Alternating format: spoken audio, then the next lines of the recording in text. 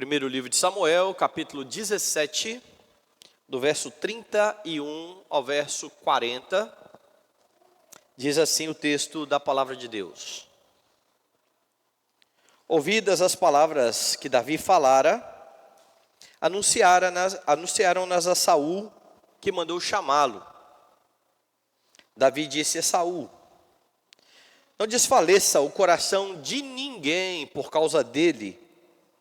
Teu servo irá e pelejará contra o filisteu. Porém Saul disse a Davi: contra o filisteu não poderás ir para pelejar com ele, pois tu és ainda moço e ele guerreiro desde a sua mocidade. Respondeu Davi a Saul: teu servo apacentava as ovelhas do seu pai, quando veio um leão ou um urso e tomou um cordeiro do rebanho. Eu saí após ele e o feri, e livrei o cordeiro da sua boca. Levantando-se ele contra mim, agarrei-o pela barba e o feri e o matei. O teu servo matou tanto o leão como o urso. Este incircunciso filisteu será como um deles, porquanto afrontou os exércitos do Deus vivo. Disse mais Davi: o Senhor me livrou das garras do leão e das do urso. Ele me livrará das mãos desse filisteu. Então disse Saul a Davi: vai-te, e o Senhor seja contigo. Saul vestiu a Davi da sua armadura e lhe pôs sobre a cabeça um capacete de bronze e o vestiu de uma couraça. Davi cingiu a espada sobre a armadura e experimentou andar, pois jamais a havia usado. Então disse Davi a Saul: não posso andar com isto, pois nunca usei. E Davi tirou aquilo de sobre si. Tomou o seu cajado na mão, escolheu para si 5 pedras lisas do ribeiro e as pôs no alforje de pastor que trazia, a saber, no surrão. E lançando mão da sua funda, foi-se chegando ao filisteu. Vamos orar. Senhor amado e Deus bendito, teu povo se encontra reunido nesta manhã, a fim de exaltar, ó Deus, a tua majestade, a fim de declarar, ó Deus, que só tu és Deus, Deus Salvador, que nos reuniu no teu rebanho e nos aceita, apesar, ó Deus, dos nossos pecados, por causa de Cristo Jesus que nos salvou. Em nome de Cristo, nos dirigimos ao Senhor, rogando que o Senhor venha falar ao nosso coração por meio da tua palavra. O Senhor sabe, ó Deus Santo, a necessidade de cada um nesta manhã. O Senhor sabe como se encontram os corações que estão aqui. Que a tua palavra viva e eficaz seja usada pelo teu Espírito, a fim de haver edificação, correção, salvação, para a glória do teu nome, em nome de Jesus. Amém. Meus irmãos, diferente do que muitos pensam, a Bíblia não é um livro de autoajuda. A Bíblia não foi escrita para que os homens tenham uma leitura inspiradora e a partir dela eles tomem resoluções de como eles serão melhores na sua vida. Pelo contrário, a Bíblia mostra a terrível situação em que o homem se encontra após o pecado de Adão. A Bíblia declara que Deus criou o homem perfeito, o colocou no jardim do Éden, deu a ele ordens e disse que a desobediência traria morte. E ela anuncia que o homem não confiou no Senhor, tomou o seu próprio caminho e morreu, passando então a morte a todos os homens que estavam lá representados por Adão. É por isso que o homem, na sua condição de pecado, ele não pode agradar a Deus. Ele não tem condições, nem sequer de salvar a si mesmo. E então a Escritura, a partir de Gênesis 3,15, anuncia que Deus proveu um Salvador, aquele que nasceria da mulher e que viria para esmagar a cabeça da serpente. Pois a famosa história de Davi e Golias, como eu disse na semana passada, usada por muitos como um texto inspirativo, naquele estilo de mate o seu gigante, seja forte como Davi, enfrente as dificuldades da sua vida. O texto fala exatamente o contrário. O texto mostra que nós somos como Israel, vendidos diante de um grande gigante, morrendo de medo daquele gigante. Você viu na semana passada que a situação de Israel, nesse momento da história, é uma situação terrível. Eles estão diante de um campeão, de um grande guerreiro, praticamente invencível, chamado Golias. 2,90 metros era a altura daquele guerreiro. Não havia nenhum homem que poderia combater com Golias. Golias estava tão certo da sua vitória sobre Israel, que ele propôs que nem mesmo houvesse batalha, mas que Israel escolhesse um campeão entre eles, para pelejar contra Golias, e então, sendo Golias o vencedor, Israel se renderia. Sendo o campeão de Israel o vencedor, os filisteus iriam se render. Ele sabe que não há ninguém páreo para ele. O problema é que lá do lado de Israel, os grandes guerreiros, a começar pelo rei Saul, que se sobressaía sobre todos do povo, está amedrontado. O exército, que contava com homens também grandes, como os irmãos de Davi, amedrontado. Todos eles morrendo de medo de Golias. E o que origina esse problema é exatamente a falta de confiança em Deus. O povo havia visto em Saul, que era vistoso de aparência, um rei para ir à frente da sua batalha. Mas agora olhava para o seu rei, e o seu rei estava de fato amedrontado como eles. Isso mostra então que este povo precisa de um Salvador à sua semelhança. A semelhança de todos os homens que pecaram em Adão. Todos precisam de um Salvador. Eles precisam de um Salvador porque eles não confiam em Deus como eles deveriam confiar. E então surge na história Davi, um pastor de ovelhas.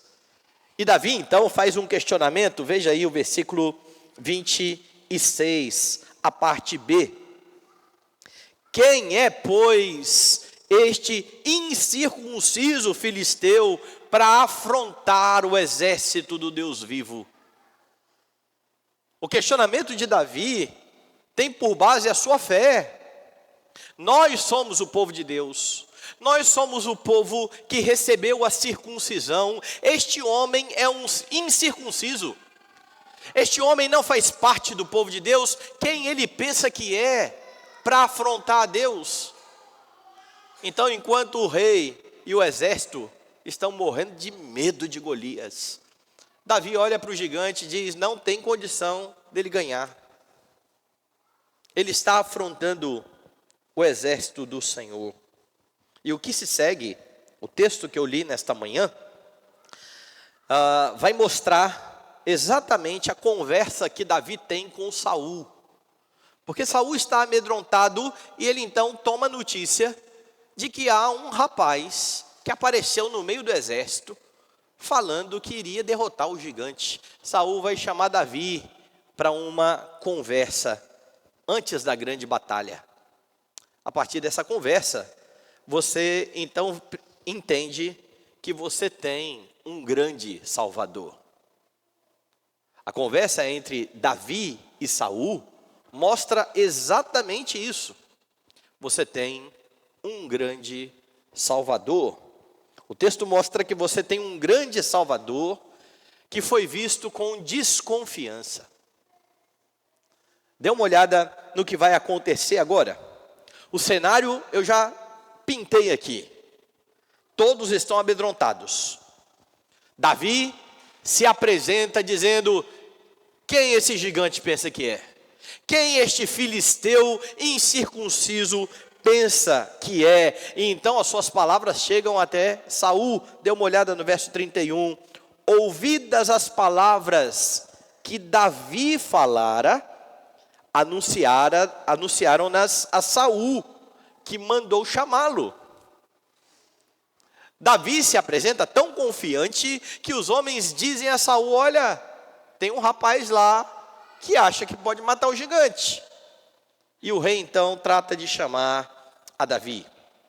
Curiosamente, quando Davi se apresenta ao rei, ele nem mesmo espera Saul dizer uma palavra sequer. Ele toma já a iniciativa da conversa. Dê uma olhada no verso 32. Davi disse a Saul: não desfaleça o coração de ninguém por causa dele. Teu servo irá e pelejará contra o filisteu. Ou em outras palavras, ninguém precisa ficar com medo. Eu vou lutar. Imaginou isso? Um rei que vai à frente da batalha com medo, um exército com medo, um jovem pastor. Eu vou matar esse gigante. Matthew Henry, o puritano, comenta esse texto e ele diz assim: um pequeno pastor que chegou há pouco de pastorear suas ovelhas tem mais coragem que todos os homens valentes de Israel e os anima.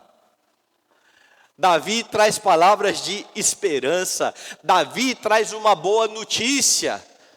O coração de ninguém aqui precisa ficar atemorizado. Eu vou guerrear contra o gigante, mas a despeito da disposição, da coragem de Davi, ele é desprezado pelo rei. Dê uma olhada no verso 33. Porém Saul disse a Davi: contra o filisteu não poderás ir para pelejar com ele, pois tu és ainda moço, e ele guerreiro desde a mocidade. Saul olha para aquele menino e fala: não tem condição, não faz o menor sentido, você vai ser massacrado.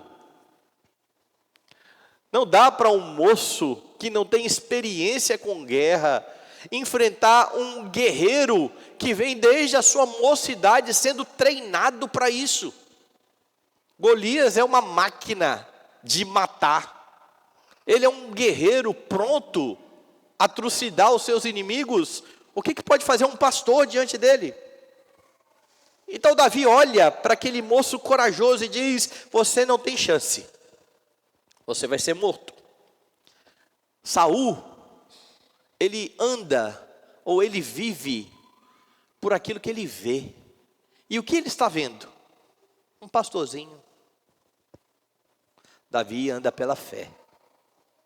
Davi anda tal qual o Senhor declara a Samuel. O homem vê a aparência, o Senhor vê o coração. Samuel via a aparência.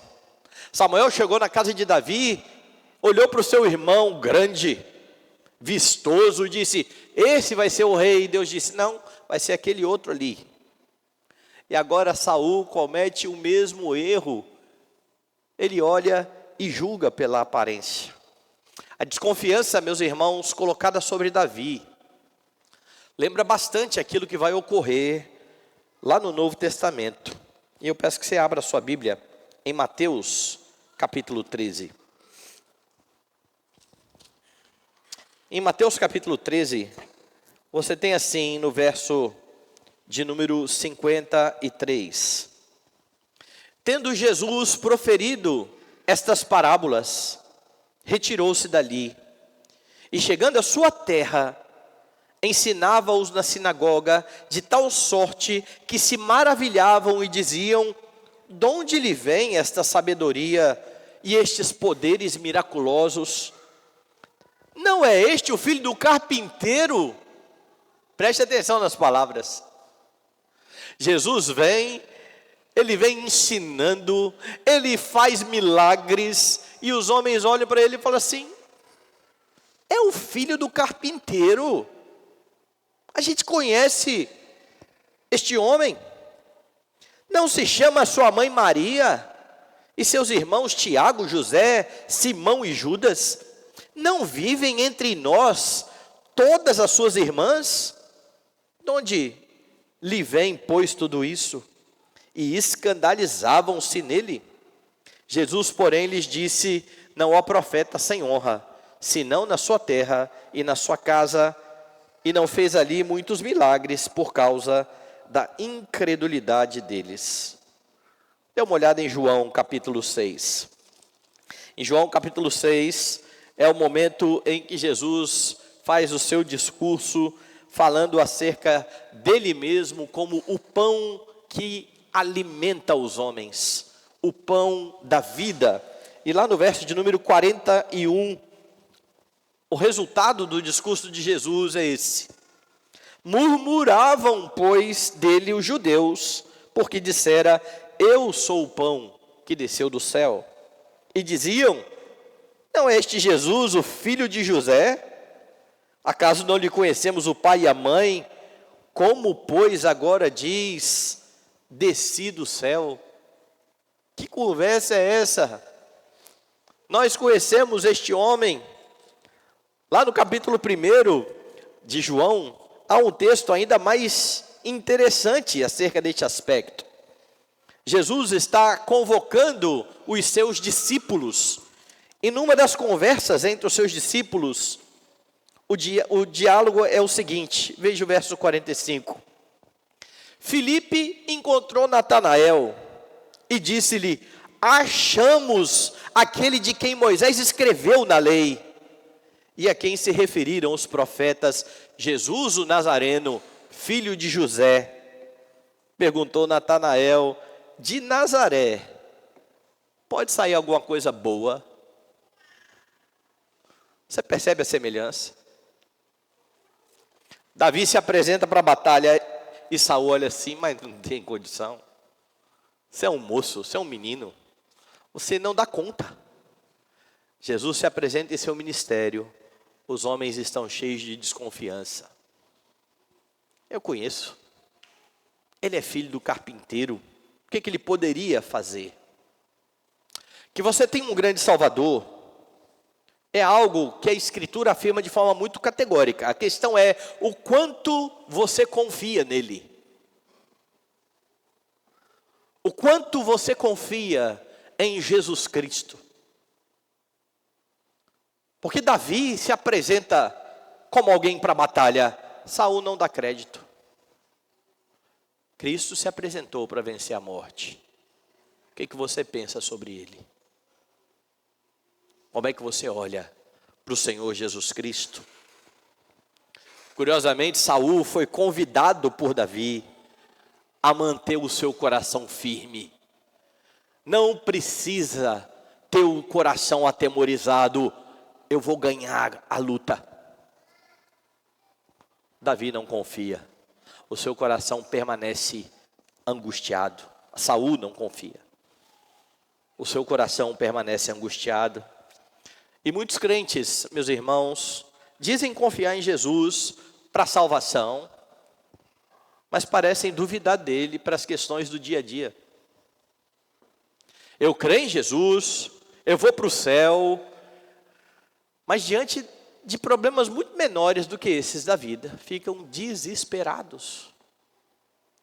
Isso não faz o menor sentido. Isso é um contrassenso. Se você não confia em Jesus para uma questão simples, como doença, desemprego, problema familiar, fala, pastor, isso não é simples, não. Isso é uma questão muito complicada, sim. Ela é complicada dependendo do referencial que você usa para medir esses problemas. Coloque doença, problema familiar e desemprego perto do grande problema do inferno, e você vai ver que isso não é nada. Esse é o menor dos problemas.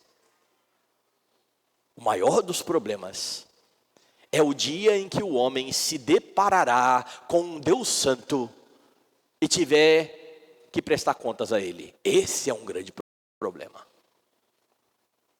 E há muitos que dizem, não, Jesus é meu Salvador, eu estou tranquilo. Se você está tranquilo com isso, por que você está desesperado pelo desemprego? Será que você entendeu mesmo a história? Será que você entendeu mesmo o que está em jogo? Porque se Jesus não é poderoso para as coisas menores da sua vida, como é que Ele é poderoso para salvar a sua alma? Será que você olha de forma correta para Cristo? Ou você acha que o problema do inferno é menor do que os problemas relacionais? É preciso ter um olhar correto para tudo isso. E é por isso que eu volto a perguntar, o quanto você confia em Cristo Jesus? Se você não é crente, se você não deposita em Cristo a sua esperança, você já pensou no grande problema que você terá quando enfrentar a morte? A Bíblia oferece um grande Salvador. A Bíblia proclama um grande Redentor. E se você mantiver o seu coração, a convicção de que em Jesus você já tem tudo o que é suficiente para a vida e para a piedade, você vai conseguir desfrutar da bênção, da paz que excede todo o entendimento, vivendo nesse mundo. Você proclamará como Paulo, eu aprendi a viver contente em toda e qualquer situação. Você não terá o seu coração atemorizado, porque você sabe que tem um grande Salvador. E é Ele que se dispõe a enfrentar o gigante, que você não tem condição de lutar. Jesus, meus irmãos, é de fato um grande Salvador. Você lê sobre a vitória de Cristo na Escritura. Logo quando em meio às aflições, em meio aos problemas da vida, em vez de descansar em Cristo, você se desespera. Você está demonstrando a mesma desconfiança de Saul. É como se dissesse, apesar da boa vontade de Jesus, o problema é grande para ele. Davi, eu sei que você está disposto a lutar, mas olha o tamanho do gigante. É assim que alguns crentes tratam Cristo. É um problema demais, grande demais para o meu Salvador. Mas o texto continua anunciando que você tem um grande Salvador. Você tem um grande Salvador que confia plenamente no Senhor. Veja, Saul está desconfiado. Porque o que ele olha? Um gigante, um menino, um rapaz, um pastorzinho. E diante da desconfiança de Saul acerca de Davi, o jovem pastor, que você sabe, é o ungido do Senhor, ele trata de assegurar ao rei que ele era capaz de realizar tamanha façanha. Dê uma olhada nos versos 34 e 35. Respondeu Davi a Saul: teu servo apacentava as ovelhas do seu pai. Quando veio um leão ou um urso e tomou um cordeiro do rebanho, eu saí após ele e o feri e livrei o cordeiro da sua boca. Levantando-se ele contra mim, agarrei-o pela barba e o feri e o matei. Saul está dizendo, você não dá conta. Ele falou assim, deixa eu contar uma história para o senhor, rei. Deixa eu contar uma história que aconteceu quando eu estava lá pastoreando os cordeiros. Davi lembra do passado. Como um bom pastor, ele protegeu as ovelhas do seu pai do ataque de animais ferozes. Sua experiência passada, aquilo que ele fez, o impelia a ver aquele gigante da mesma forma que ele viu um animal feroz. Veja a comparação, verso 36, a parte A. O teu servo matou tanto o leão como o urso, este incircunciso filisteu será como um deles. Tem diferença nenhuma entre esse gigante e o leão. Não tem diferença nenhuma entre esse gigante e o urso. Veja que interessante, Davi está comparando Golias, o grande guerreiro, a um animal irracional. Sabe por quê? Porque só um louco, só um irracional afrontaria o Senhor Deus. Só alguém que não tem nenhum juízo chamaria Deus para a guerra. E era assim que Golias estava se portando, como um irracional. É interessante porque o próprio Davi escreve um salmo e ele diz que enquanto ele estava no seu pecado, escondendo de Deus o seu pecado, ele era como um irracional. Asaf escreveu a mesma coisa. Quando ele começou a desconfiar de Deus, ele disse: eu era como um irracional. Porque assim são todos os homens que não confiam em Deus. Eles não são animais irracionais. Eles são homens criados à imagem e semelhança de Deus. Mas por causa do pecado, se comportam como irracionais. Davi está então comparando Davi a estes animais. E desta maneira você percebe, meus irmãos, que Davi não é um arrogante que se acha melhor que os outros soldados. Em comparação, Davi possivelmente não ganharia de Saul numa batalha. Davi não ganharia dos seus irmãos mais velhos numa batalha, se você olhasse só para a estatura. E é ele quem está se colocando para lutar contra Golias. Qual é a diferença de Davi e dos seus irmãos? Qual é a diferença entre Davi e o rei Saul? Dê uma olhada aí, mais uma vez, no verso 37 agora. O finalzinho do 36, desculpe. Porquanto afrontou os exércitos do Deus vivo. Aqui ele está dizendo: sabe por quê que eu vou matar esse gigante? Porque a briga do gigante não é comigo. Ele afrontou o exército do Deus vivo. Agora veja a sequência. Disse mais Davi: o Senhor me livrou das garras do leão e das do urso. Ele me livrará das mãos deste filisteu.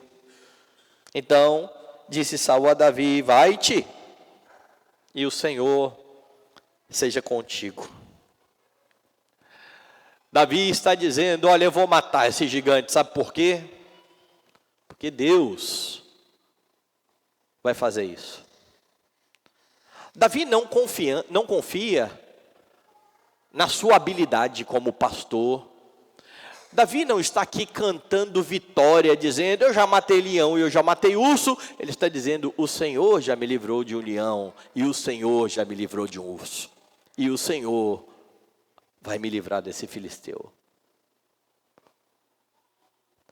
Não é um homem arrogante, confiando em si mesmo.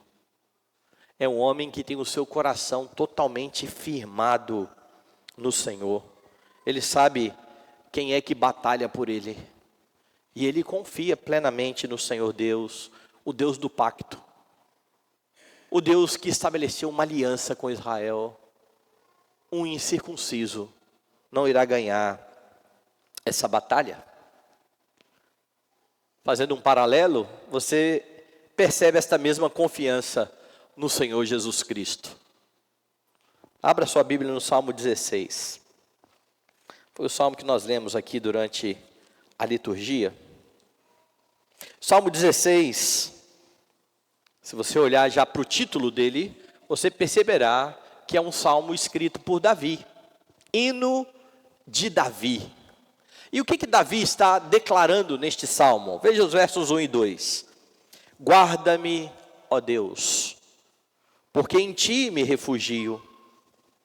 Digo ao Senhor, tu és o meu Senhor. Outro bem não possuo, senão a ti somente. Vá lá no verso 9. Alegra-se, pois, o meu coração, e o meu espírito exulta. Até o meu corpo repousará seguro, pois não deixarás a minha alma na morte, nem permitirás que o teu santo veja corrupção. E talvez você diga assim, pastor, o senhor falou que era a confiança de Cristo e está lendo um texto escrito por Davi? Que negócio é esse? Abra sua Bíblia em Atos dos Apóstolos e veja como é que o Espírito Santo interpreta esse texto.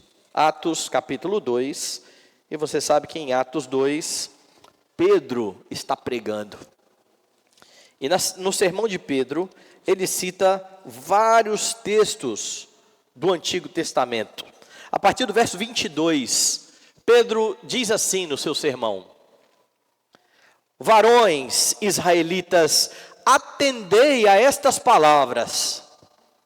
Jesus, o Nazareno, varão aprovado por Deus, diante de vós com milagres, prodígios e sinais, os quais o próprio Deus realizou por intermédio dele, entre vós, como vós mesmos sabeis, sendo este entregue pelo determinado desígnio e presciência de Deus, vós o matastes, crucificando-o por mãos de iníquos, ao qual, porém, Deus ressuscitou, rompendo os grilhões da morte, porquanto não era possível fosse ele retido por ela, porque a respeito dele, ou a respeito de Jesus, diz Davi: diante de mim via sempre o Senhor, porque está à minha direita, para que eu não seja abalado. Por isso se alegrou o meu coração e a minha língua exultou. Além disto, também a minha própria carne repousará em segurança, porque não deixarás a minha alma na morte, nem permitirás que o teu santo veja corrupção. Sabe o que está acontecendo aqui? Pedro, em seu sermão, está dizendo aquilo que Davi escreveu no Salmo 16, não dizia respeito a Davi, dizia respeito a Jesus. Fizeste-me conhecer os caminhos da vida, encher-me-ás de alegria na tua presença. Veja a explicação de Pedro.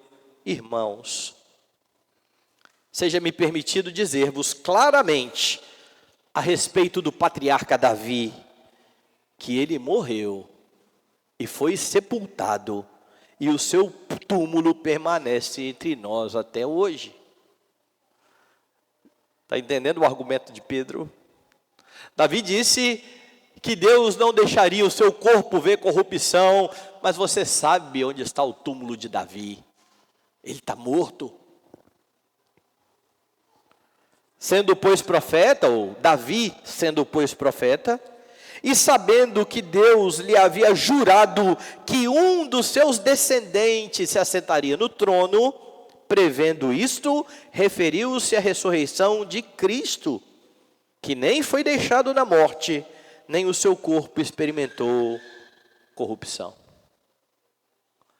É Jesus quem se apresenta para batalhar contra a morte. Ele confia no seu Pai. Na semana passada eu citei o texto onde ele diz: eu entrego a minha vida, ninguém tira de mim, eu espontaneamente dou, eu tenho autoridade para dar e para reavê-la. Ele confiava tanto no seu Pai, que ele se entregou à morte, sabendo que o Pai o traria de volta. Havia uma profecia sobre isso. A Bíblia era muito clara acerca disso. Ele sabia que venceria em lugar do seu povo. Ele é o Salvador que confia plenamente no Senhor. Meus irmãos, quando Adão quebrou o pacto, lá no Jardim do Éden, Ele fez isso porque ele não confiou em Deus. E é por isso que, ao morrer Adão, todos os homens morreram. Todos os homens nascem alheios a Deus, mortos em delitos e pecados. E nesse estado, ninguém confia em Deus. Ninguém consegue fazer nada para ser salvo. E é isso que torna necessário um Salvador, que toma o seu lugar para confiar plenamente, para cumprir a lei do Senhor, para morrer pelos pecados do povo, confiado de que não será deixado na morte.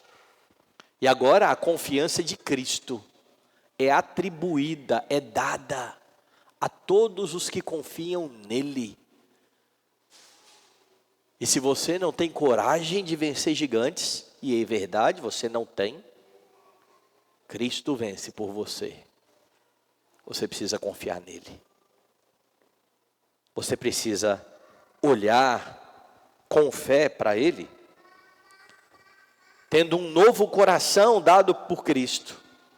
Você precisa imitar a Cristo e confiar plenamente no Senhor. E se assim você fizer, você vai viver da forma que glorifica a Deus, a despeito de qualquer circunstância pela qual você venha a passar. Confiado de fato, na verdade, de que todas as coisas cooperam para o seu bem. Ou como diz Paulo, todas as coisas cooperam para o bem daqueles que amam a Deus. Então, a semelhança de Davi, olhe para tudo aquilo que Deus já fez por você no passado, crendo que Ele continua sendo o mesmo, porque foi isso que Davi fez. Olha, quando eu estava lá no rebanho, Deus me fez vencer o leão e o urso, Deus me fará vencer. Agora, você precisa trazer à sua mente tudo o que Deus já fez em sua vida. Foi isso que fez Jeremias. Quero trazer à memória o que me pode dar esperança. Foi isso que fez o salmista no Salmo 126. Quando o Senhor restaurou a sorte de Sião, ficamos como quem sonha. Restaura, Senhor, a nossa sorte. Ele tinha plena convicção de que o Deus que restaurou no passado podia restaurar no presente. Você não confia em você mesmo. Você confia no Senhor. E se é isso, e se isso é verdadeiro, lembre que você também não pode tomar glórias para si. Davi poderia ter se apresentado diante do rei dizendo: você sabia que eu já matei o leão e o urso? Eu sou bom. Ele falou: não, o Senhor me livrou do leão e do urso. O quanto você dá de glória a Deus pelas suas conquistas? Olha, passei em primeiro no meu vestibular, fui o primeiro da minha turma. Você? Ou o que Deus deu para você? Reconhecendo você ou não? Construiu uma grande empresa, tem um grande patrimônio. Você acha que foi você? Por sua força? Você dá glória a Deus por aquilo que você tem recebido dele? É Ele quem dá boas dádivas aos homens. Então lembre de Davi. Davi sabia que tinha batalhado com o leão e com o urso, mas ele sabia que Deus o havia usado.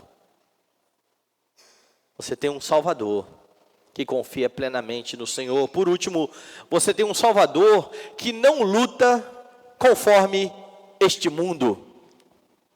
A confiança que Davi expressou levou Saul a enviá-lo para a batalha. Volte lá em Samuel, a parte B do verso 37. Então disse Saul a Davi: vai-te, e o Senhor seja contigo. A expressão que o Senhor seja contigo aqui, de Saul, não parece aqui que Saul tenha se impressionado com a fé de Davi. Lembre que Saul já está longe do Senhor. Deus já se apartou do rei há muito tempo. Na verdade, ao que tudo indica, Saul está falando de forma muito irônica. Essa bênção de Saul é cheia de ironia. Você acha que você vai conseguir? Vai lá, Deus te ajude. Não é um pedido sincero, porque Saul não é um homem crente. Saul não é um homem que confia no Senhor. Mas o menino se apresentou, está com tanta disposição. Vá. E assim são aqueles que duvidam de Deus. Eles não se arrependem dos seus pecados, mas eles tentam os seus próprios modos de resolver o seu problema. Talvez diz, vamos ver, né? O que vai dar? Vai custar nada mesmo. Infelizmente, há também crentes que, endurecidos pelo pecado, cessam de esperar qualquer coisa do Senhor. Deus não vai se meter com isso não, Deus não vai me ajudar coisa nenhuma, Deus não está envolvido nisso, e então eu tenho que fazer, como Saul, que está confiando em seus próprios recursos, e ao confiar nos seus próprios recursos, cria-se uma cena que chega a ser cômica. Veja o que vai acontecer a partir do verso 38. Saul vestiu a Davi com sua armadura, e lhe pôs sobre a cabeça um capacete de bronze, e o vestiu de uma couraça. Davi cingiu a espada sobre a armadura, e experimentou andar, pois jamais havia usado. Então disse Davi a Saul, não posso andar com isso, pois nunca usei. Davi era miudinho perto de Saul. E Saul coloca lá a sua armadura sobre ele. Ele chega a ficar desengonçado, ele não consegue andar direito. Talvez Saul estivesse pensando assim, deixa eu tentar ajudar esse menino. Vou dar umas armas aqui para ele, para proteger ele um pouquinho. Saul fornece os recursos que ele tinha. Entretanto, Davi pouco consegue se mexer aqui. A armadura mais atrapalha do que ajuda. E então Davi toma uma decisão, verso 39b. Davi tirou aquilo de sobre si, tomou o seu cajado na mão, escolheu para si 5 pedras lisas do ribeiro, as pôs no alforje de pastor que trazia, a saber, no surrão, e lançando mão da sua funda, foi-se. Chegando ao filisteu, Davi rejeita todos os recursos que Saul deu a ele e diz, eu vou do meu jeito. 5 pedrinhas, coloca no alforje e vai enfrentar um gigante armado. Você já viu a descrição da armadura de Golias? Confiado no Senhor. E foi o Senhor que foi afrontado por Golias. Davi parte para a batalha, não confiando em suas armas, mas confiado no Deus que o livrou do leão e do urso. Curioso é notar que Jesus também foi tentado a fazer a sua obra, seguindo um caminho diferente daquele que havia sido proposto pelo Pai. Por vezes nós não reparamos isso, mas abra sua Bíblia em Mateus capítulo 4. Desde a eternidade, Deus traçou um plano para o Senhor Jesus. Foi isso que Pedro falou no seu sermão. Ele foi entregue pelo determinado desígnio de Deus. Deus já havia proposto o seu caminho. E então, o Filho de Deus se faz homem. E ele precisa demonstrar que ele é diferente de Adão. Adão foi colocado num jardim para ser obediente e desobedeceu. Jesus foi levado ao deserto e ficou 40 dias sem alimento. Depois de 40 dias, com fome, ele foi tentado por Satanás. E isso está aqui no capítulo 4. Há várias propostas aqui de Satanás para Cristo, mas eu quero que você atente somente a partir do verso 8. Levou ainda o diabo a um monte muito alto, mostrou-lhe todos os reinos do mundo e a glória deles, e lhes disse: tudo isto te darei, se prostrado me adorares. Você já imaginou o que é isso aqui? Jesus terá de enfrentar a morte para ter aquilo que o Pai deu a ele. Você sabe o que foi que o Pai deu a ele? Se você for lá no Salmo 2, você tem uma conversa entre o Pai e o seu rei ungido. E na conversa o Pai diz: pede-me e eu te darei as nações por herança, e você as regerá com o cetro de ferro. O que Jesus deveria fazer para ter as nações por herança? Morrer, vencer a morte.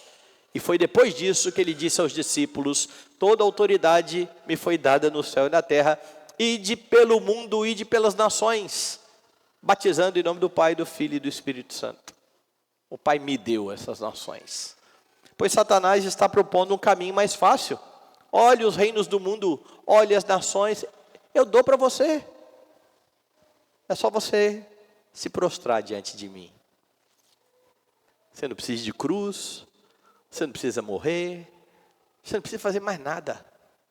Se prostrou diante de mim, você já tem as nações. Jesus confiava no seu Pai. A resposta então está no verso 10. Então Jesus lhe ordenou: retira-te, Satanás, porque está escrito: ao Senhor teu Deus adorarás, e só a Ele darás culto. Com isto deixou o diabo, e eis que vieram os anjos e o serviram. Jesus derrotou o diabo e venceu a morte, não com as armas deste mundo, mas plenamente confiado no Pai. Meus irmãos, esta é uma lição que precisa ser muito bem aprendida pela igreja. Porque a semelhança de Jesus, se você está nele, se você confia nele, se você está unido a ele, você não luta com as armas deste mundo. Foi isso que Paulo falou aos Coríntios, lá na segunda carta. Dê uma olhada na segunda carta aos Coríntios, capítulo 10. A instrução de Paulo é a seguinte: a partir do verso 3. Porque embora andando na carne, não militamos segundo a carne. Porque as armas da nossa milícia não são carnais, e sim poderosas em Deus, para destruir fortalezas, anulando nós sofismas e toda altivez que se levanta contra o conhecimento de Deus, e levando cativo todo pensamento à obediência de Cristo. Paulo está dizendo que o que o Senhor nos deu para lutar foi o Evangelho, que é proclamado, a fim de que todo pensamento seja levado cativo à obediência de Cristo. Você não força pessoas a se tornar cristãs. Não é possível que isso aconteça. O Império Romano tentou fazer isso. Tentou provocar conversões por meio de edital. Quem não for crente agora está em maus lençóis, porque o império é cristão. Com isso, um monte de gente que não tinha nada a ver com Cristo começou a se declarar cristão. E o resultado nós sabemos qual é. A quantidade de problema que a igreja enfrentou, de desvios que a igreja teve, porque as pessoas traziam as suas práticas pagãs para o meio da igreja, porque elas já criam em um monte de Deus, creem em um Deus a mais e um a menos, não fazia diferença alguma. Então, para ser do império tem que ser cristão. Eu já creio em Zeus, eu já creio em Apolo, eu já creio em Afrodite, tem que crer em Jesus também? Tá bom, bota Jesus no pacote aqui. Mas não havia conversão. Havia só uma adesão. Você não força os seus filhos a ser crentes. Você os ensina. Você os discipula. Você os apresenta, como acontecerá nessa manhã, ao batismo, confiando que o Deus que conta os nossos filhos como parte do povo de Deus, nos deu armas para a nossa luta. E nós então damos aos nossos filhos o Evangelho, para que por meio do Evangelho eles entendam que tem um grande Salvador e abracem o Salvador e confiem plenamente no Salvador. Isso é a realidade então, no que diz respeito à igreja e ao seu crescimento. O método de trazer homens à fé é a pregação da palavra. O culto é tal como Deus ordena. Isso é realidade no que diz respeito à forma como você lida com as pressões da vida, como você define a sua ética, a forma como você vai lidar nesse mundo, porque este mundo quer impor a você a sua armadura. Este mundo quer que você lute com as armas dele. E então, para criar os seus filhos, este mundo ensina você a manipular os seus filhos, a fazer trocas com os seus filhos. Rejeite essa armadura. Lute com as armas do Senhor. Este mundo quer dizer a você que você vai ser próspero no seu trabalho, seja você um funcionário, seja você um dono de empresa, lidando com as coisas do mesmo jeito que os ímpios lidam, puxando o tapete de um aqui, fazendo uma coisa ilícita aqui, sonegando um imposto ali. Largue esse tipo de armadura. Não lute com as armas deste mundo. O mundo diz que você precisa se impor, que você precisa amar você mesmo, que você precisa deixar de ser besta. Não é assim que eles falam? Larga esse tipo de armadura. A Bíblia diz que você serve aos outros. A Bíblia diz que você não pensa acerca de você além do que convém. A Bíblia diz que você precisa confiar plenamente no seu Senhor. Infelizmente, há muitos crentes verdadeiros que tentam lutar com as armas deste mundo. Sabe qual é o resultado? Eles ficam igual Davi, andando tudo troncho, tudo desengonçado, porque crentes não foram feitos para lutar com as armas desse mundo. Eles acabam ficando paralisados. Crentes não deveriam nem saber mentir direito. E quando o cabo é crente de verdade, você percebe que até quando ele fala mentira, ele está desajeitado. Você fala, é mentira, rapaz. Você não sabe nem mentir. E graças a Deus, se você não sabe mentir. Pense num vendedor que precisa bater a meta do mês. E então ele vai vender calçado, ele vai vender roupa. E ele olhou e não bateu a meta ainda, e um cliente foi lá e colocou a sua roupa. E o vendedor olhou e falou assim, que tragédia que ficou, né? E então ele precisa bater a meta. O que ele vai fazer? Ele vai ficar na dele e vai deixar o cliente escolher? Ou ele vai falar, ficou lindo em você? Foi feito para você. Aqui dentro você está quase rindo. Falei, que tragédia. Mas você precisa bater a meta. Não faça isso. Se o cliente que está desengonçado lá com a roupa, achar que está bonito, ele levar, é problema dele. Você mentir para bater meta é lutar com as armas desse mundo. É não confiar no Deus que provê pão para você, que coloca pão na sua mesa. E então você acha que você é o grande responsável por colocar pão na sua mesa, e você faz o que acha que tem que fazer, o que dá na sua cabeça, para ter um pouquinho mais de pão. Confie na providência do Senhor. Rejeite a forma de pensar deste mundo, vista a armadura da fé, lá de Efésios capítulo 6. Meus irmãos, o texto mostra que você tem um grande Salvador. Ele foi visto com desconfiança. Entretanto, a despeito disso, ele cumpriu cabalmente a sua obra. Ele trouxe glória ao Pai. E se você já tem a Cristo, cuide para não viver de forma incoerente.